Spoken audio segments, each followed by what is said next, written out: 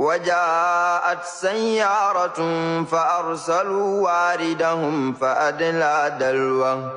قال يا بشرى هذا غلام وأسروه بضاعة والله عليم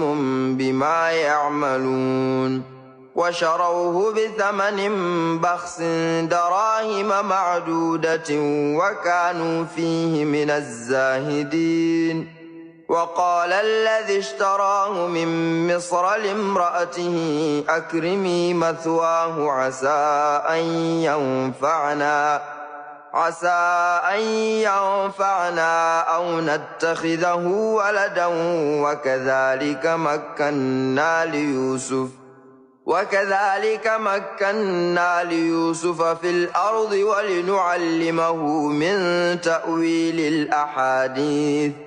والله غالب على أمره ولكن أكثر الناس لا يعلمون ولما بلغ أشده آتيناه حكما وعلما